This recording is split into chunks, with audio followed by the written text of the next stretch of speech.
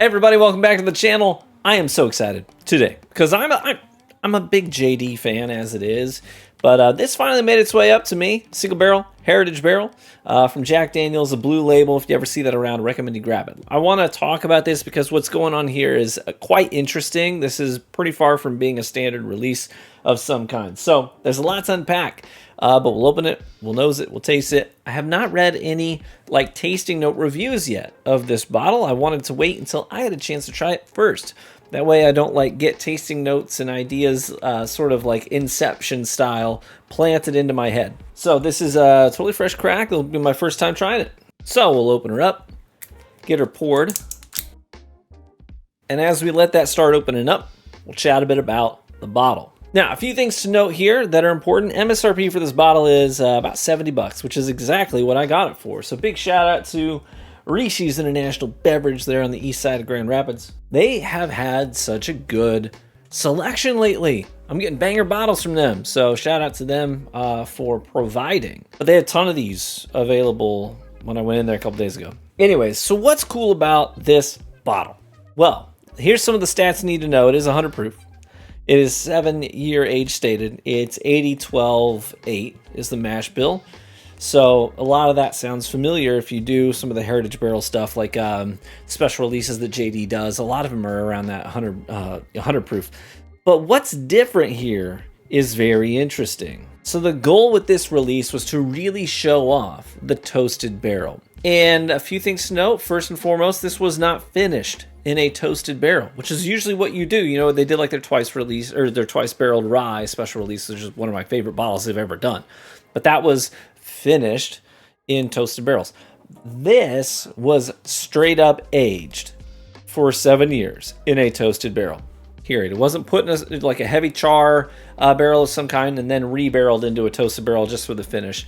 No, this was aged in a toasted barrel. So we're probably going to get a lot of those toasted barrel notes coming through. Now, they admitted that their primary goal here was to show off barrel flavors from the toasted barrel. And another way that they did that with this specific release was the entry proof was just 100 proof.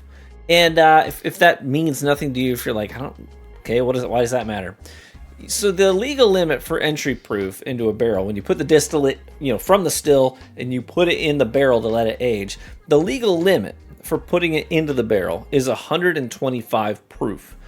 And usually they're putting it in at the legal limit or really close to it.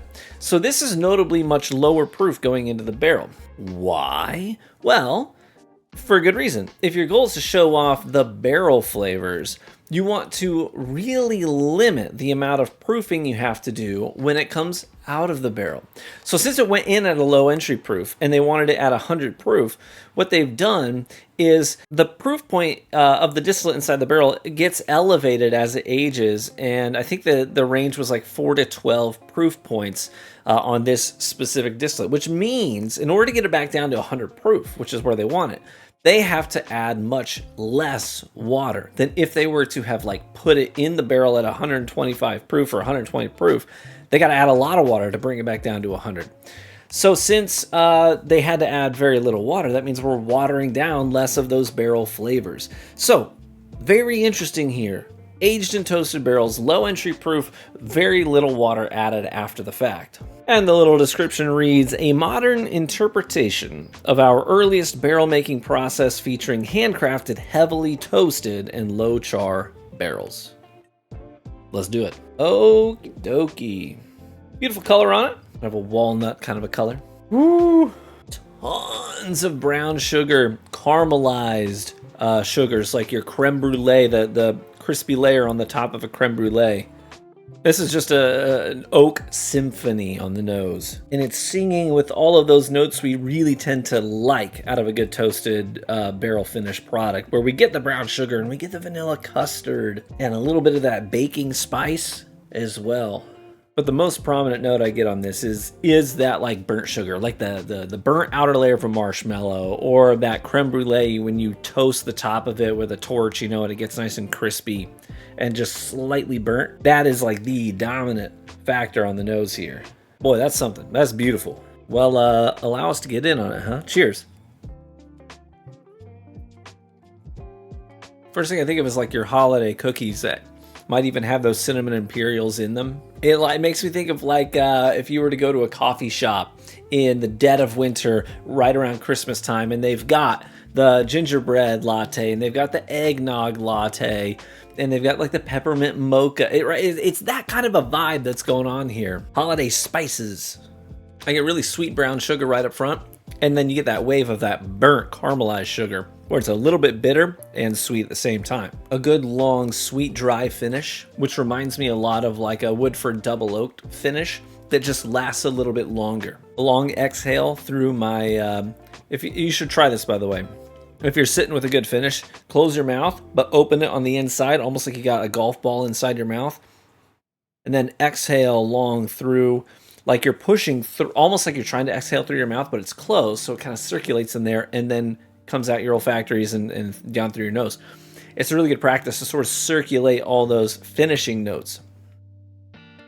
So you're not breathing through your nose, you're breathing through out, exhaling out through your chest. And when I do that, this beautiful graham cracker note comes forward, and I sit with that for a long time. This really is super reminiscent of, let me just grab it. Super reminiscent of this bottle. The twice barreled special release was a phenomenal Heritage Barrel Rye. Very reminiscent of this, but the main difference being a lot more stewed corn. And the toasted barrel in this is like a co-star.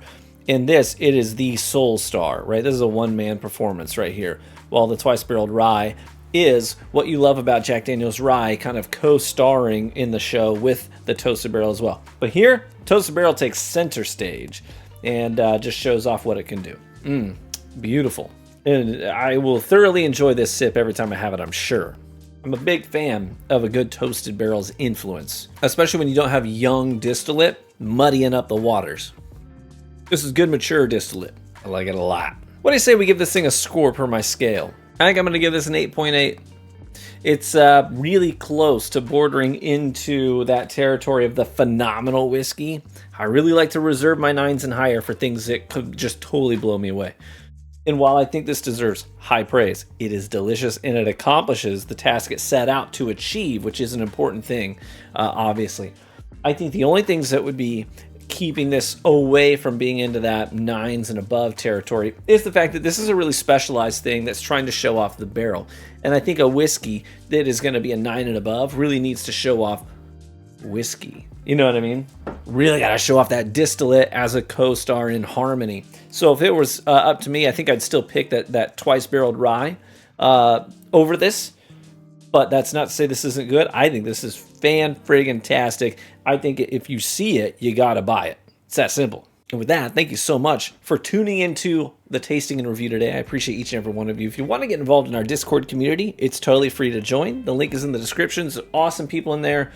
2 of our guys this morning just landed some BTAC releases out in the wild, which is really, really cool. Both of them got George C. Stagg today. Congrats, gentlemen. I'm a little bit envious. Congrats. But anyways, get involved. Say hi. Meet some folks who have similar interests as you. And we talk whiskey, sports, meat. A lot of these guys are smoking meats on the weekends. Some cigar chattering. I mean, there's a lot of everything. If you're a dude who likes whiskey, you'll probably enjoy our community. They're wonderful folks.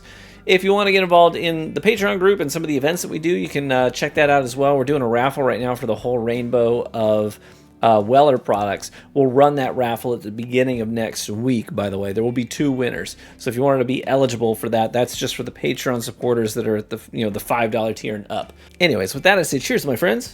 May you live richly and get better with age. And I hope to catch you in the next one. Bye-bye.